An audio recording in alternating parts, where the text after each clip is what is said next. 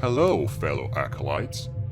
Don't mind the darkness. You're one YouTube search away from finding thousands of recycled meme compilations with indecent cropped imagery. How to become a Colombian Heisenberg. Brain rot that can comatose a small child for the remaining of his life. No matter what you're watching, you'll either dislike it, enjoy it, or you'll love it so much that you'll get to lengths to influence your friends to join you. You know, like a cult. I fought for myself. Those poor people, brainwashed and indoctrinated into a religious cult. What a bunch of idiots. Today, I'll be reviewing Cult of the Lamb, and I'll show you what a true spiritual leader should do with their fellow disciples.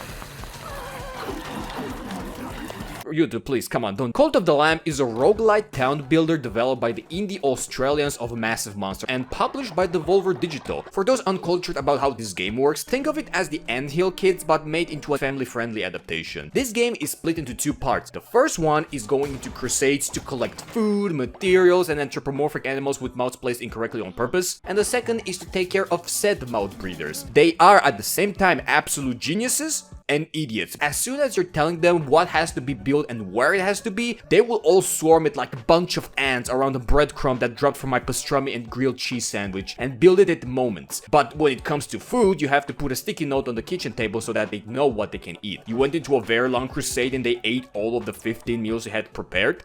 Now I'm going to starve. But you didn't start a cult solely because of passion. You were ready to be turned into a piece of lamb for the false prophets, just as the cold blade of the axe connected with your neck.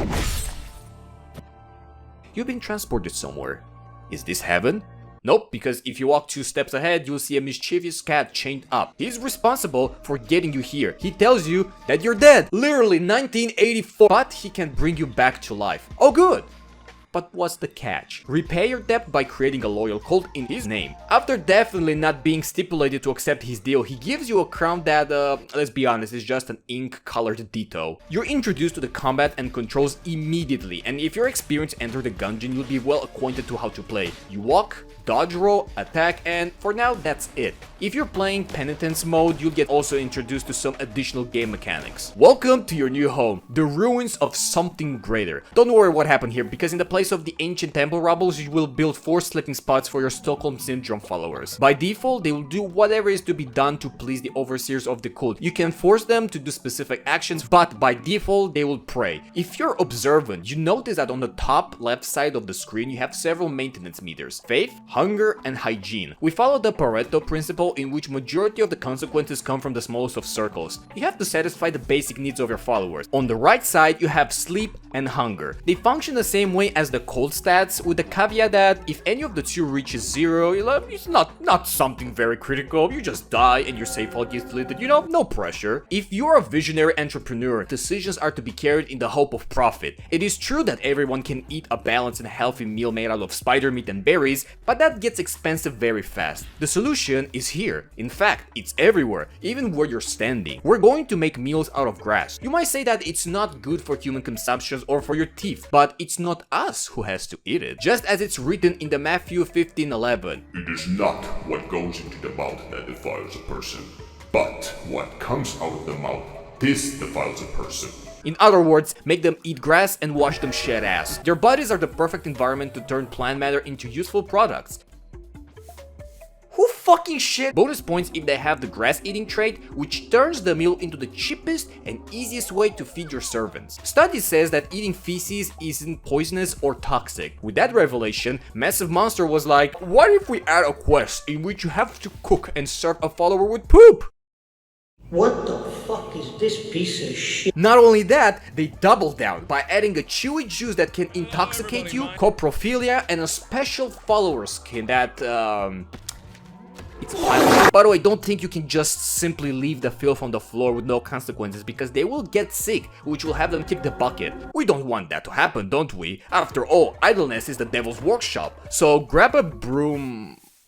Have you ever heard of a shop? You'll find different types of fertilizers, which not all of them can be turned into meals, but it can be used as compost for your crops, which will be picked up and eaten, which then creates the cycle of life. We eat what we shit. I am very surprised that Massive Monster didn't add the trait that makes followers go to a patch of land in my farm and defecate all over it. You might find that what I said is blasphemous and you have lost faith not only in me, but also in the game as a whole. Well, What if I tell you that I can remedy that in 6 different ways, and if I bend my arm as such, 7. Dissenters are followers that are displeased with my unorthodox methods of creating a prosperous cult. They will try to spread misinformation, which this is completely unacceptable. You can re-educate the blind followers and increase their faith, but that can be done only once a day, which is very slow. Maybe words are not enough. It is said that the best way to get to a man's heart is through his stomach, and so you can feed him a magnificent mixed meal. But that's too expensive for someone that eats his own shit. So instead, a bowl of minced follower meat should suffice. If that doesn't work, well, I gave peace a chance, but just like a friendly heavy in a casual match. If you don't accept my peace offering, then I'll have to resort to a more drastic technique to send out the message. Put him in jail, let others make fun of him, and then remind him of who is in charge of this cult. If given enough time, the dissenters will resort to an ancient technique fought from generations long gone of stealing my money and running away. Wait for nighttime, give your homie a good night kiss, and send him to sleep. I think you know what I mean. Permanently.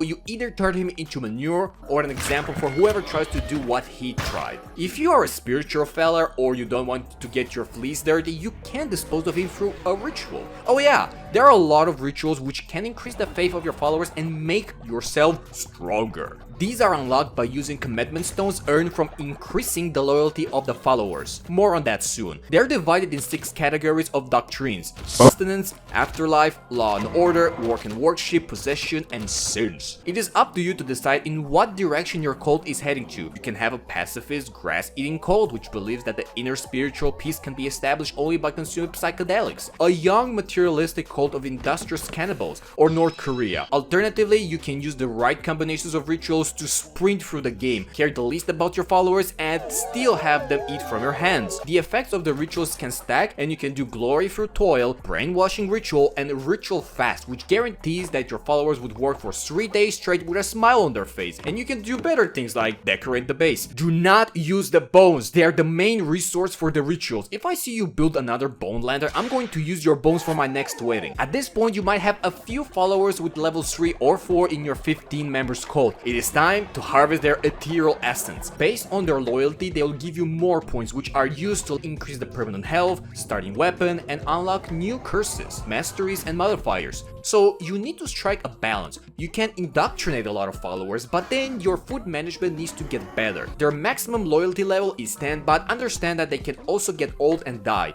You either give them a skull necklace to slow the aging process, a golden one for immortality, revive those that died, or allow them to consume an egg meal, which reverts elders back to you. Where an egg? Well, funny that you ask. In this game you can have well, not you, your followers. In order to do it, you'll need sin. And no, I'm not talking about those who use that mod that turns the beast into a MILF, but a resource that is gained through rituals. Before you ask, incest doesn't work. But after successful fornication, they will lay an egg, because of course you can't breed a cat with a deer. From here, it's up to you if you get more value from eating it or raising your own followers. It will need love daily before and after hatching. Whoa, whoa! A baby doesn't provide any benefits until adulthood, but they will still shed everywhere, just like kids in real life. You can throw them in a cage where all of them belong, and you'll not have to go on treasure hunts after returning from a crusade. Speaking of crusades, after you finish supervising your followers, you can visit different locations after you unlock them. Or you can go play the second half of this game. Your crusades consist of killing heretics through the 4 distinct areas: Eastern Europe Forest, Oaxaca, Mexico, the Black Sea, and Australia. Fuck you, little spider! You should respond to their violence accordingly by beating anything that has a hitbox. And it's not just the enemies you can hit, but also parts of the environment: grass, rocks, piles, or bags of corpses and critters. Once you smash your weapon into them, 2 things simultaneously happen. First, you trigger a vegan activist, and second, you have a chance to get ingredients which can be used for building, crafting, cooking, or fulfilling quests for followers. So get used to break everything in the room, just like a player entering for the first time in the guard's house from The Legend of Zelda: Ocarina of Time. Crusades consists of a map which gives you the free choice to take a path and to follow it until you reach the end without backtracking, similar to Slay the Spire. Those tiles are not just fights. You can find shops, challenges, and resources that are there waiting to be vandalized. The combat tiles can have modifiers denoted by the icon underneath them. Choose your loadout, and from that point, safety's off.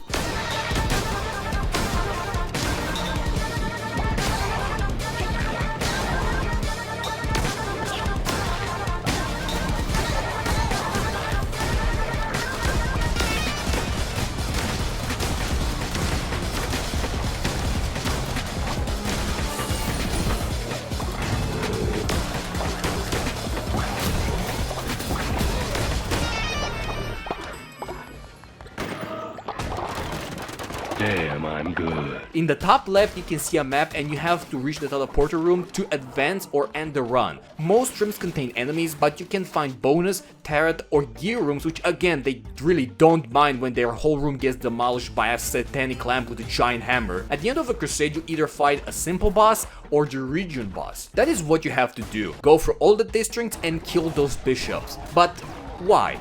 The one who waits. Was trapped in the CBT dungeon and each chain attached to him is bonded to the lives of his siblings. After that, he tries to murder the lamb. But remember, we're always 2 steps ahead. You're presented the option to kill or spare him. For the things that he has done, killing him would be an easy way out. Let him live, and now you can punish him in the most appropriate method, which is dressing him into a maid outfit. What greater punishment for the god of death than being indoctrinated into a cult, forced to become an androgynous maid, and to be married to the very one he tried to kill. But no matter where you are, whether you're fishing, playing Knucklebones, or collecting taxes from your followers, you'll always hear River Boys tunes in the background. This is one of the few soundtracks that makes me feel nostalgic. When combined with the cartoony art style, it all just clicks, seamlessly tying together everything. This game has it all, and it's great. But everyone has skeletons in their closets, and when I'm saying that, I mean that there are some things that are still an issue which haven't been addressed for a very long time. So, what do you do about a zombie? Oh, you treat them at the medical bay. Oh, okay. Are you fuck? This is going to be easy.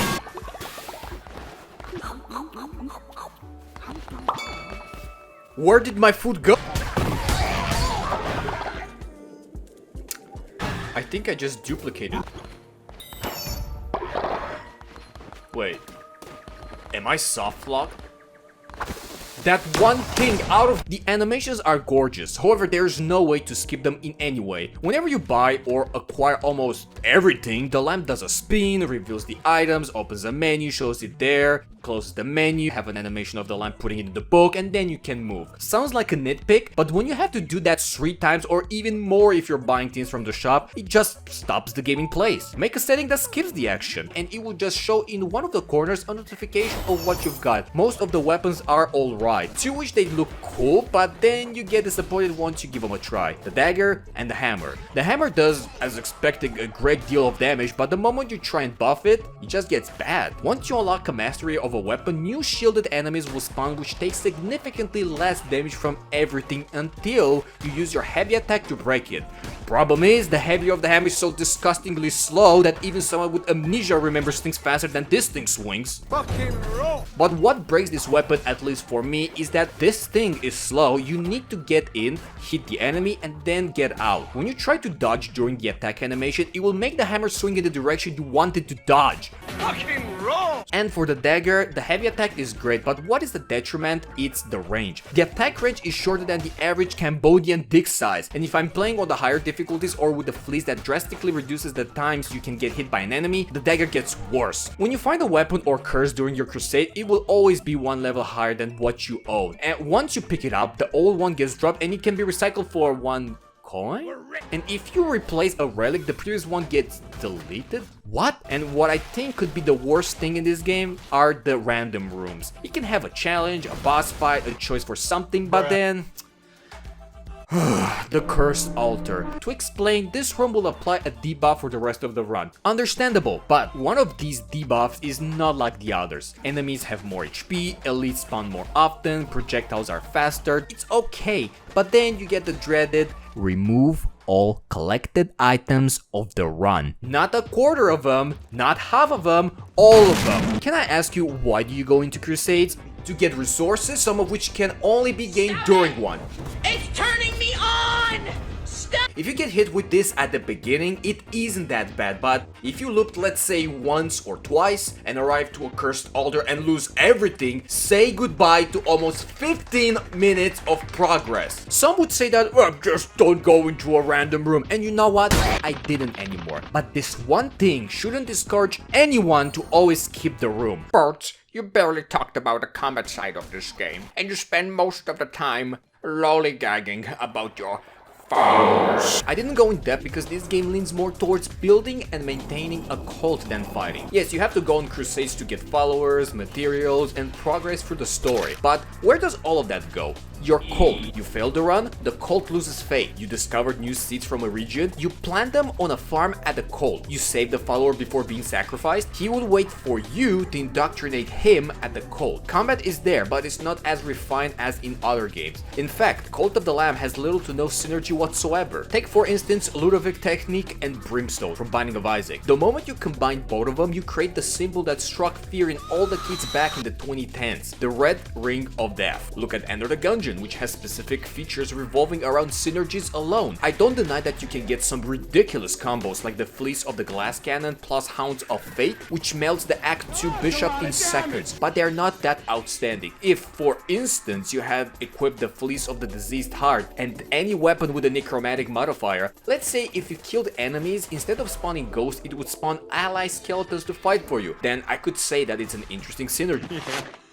Like that's ever gonna happen. But hey, there's a chance that Massive Monster might or might not see this, and it could inspire them. Or maybe their next update would address all I complained about, who knows? Anyways, you might have not noticed, but while doing this review, I successfully trapped you in this temple, and everyone's faith is rather low. As you can see, all the rituals are on a cooldown, except the sacrifice of the flail. I could easily solve this issue. But considering that you got this far, it means you enjoyed this content and I want to thank you for that. So let's make a deal. If you stick around for future content and do all the things that will satisfy the algorithm, I might go for the level 4 catatonic follower. I'll give you a bit of time. But anyways, I'm Poots and it's been a while since I've rocked some stones. Until next time.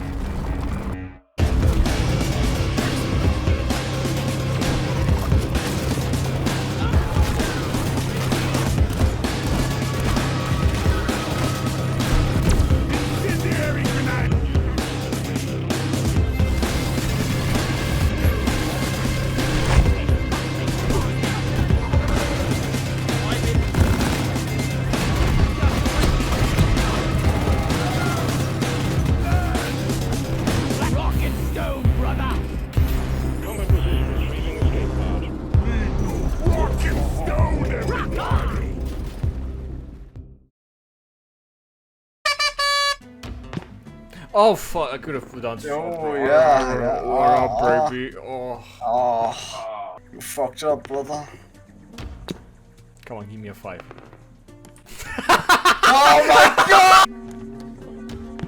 Why did you do that? I did do that, yes. See, if I did that now, put them down, they were both gone.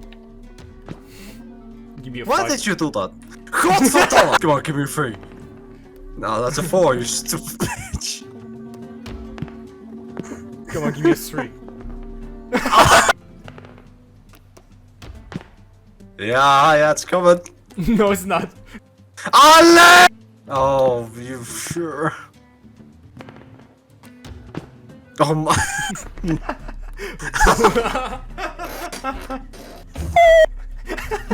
No!